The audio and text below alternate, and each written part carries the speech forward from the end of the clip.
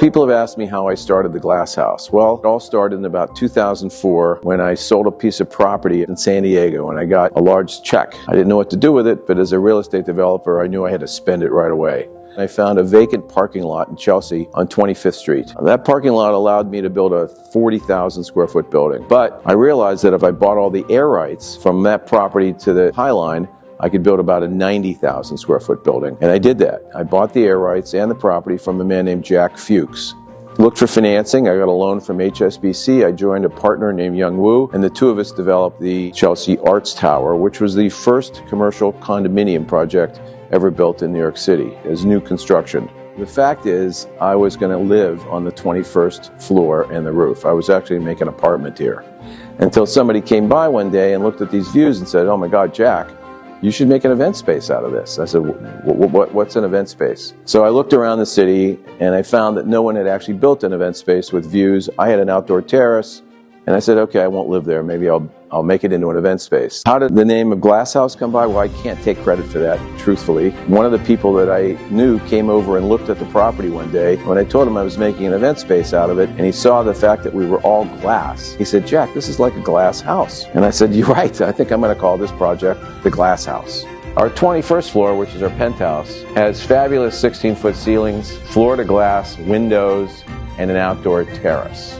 Our 14th floor has a similar size, excellent views of the city and the river. In order to design the project, we went to 7 different architects, and we asked 7 different architects what they thought the building should look like on the exterior. What I did is I took the best ideas of all 7 and I honed it down to one idea, which I gave my architect, Alan Gary. First year we were finished, it was the office building of the year by the Buildings magazine. I was very proud of that moment. Some of the challenges we had started right at the beginning of the construction.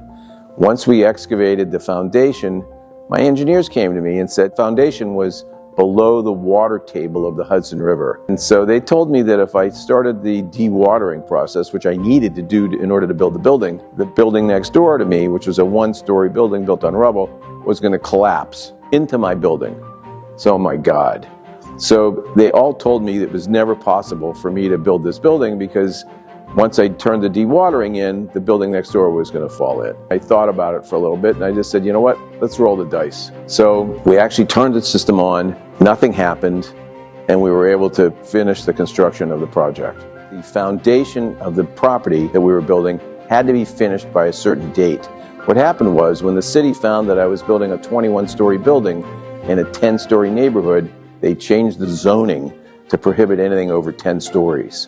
So unless I got the foundation done by a certain date, my whole building was done. I had to limit it to 10 floors. We rushed to get the construction done on the foundation, and a few days before the expiration of that date, we finished the foundation, got it inspected, we were able to finish the project. Otherwise, I was toast. We actually succeeded in selling 12 of the 21 floors before we finished construction, and I was really scared whether we could actually get those prices or not. At the end of the day, all of the sleepless nights, the worry, the problems I had, the conflicts, Glass House Chelsea after 20 years was all worth it.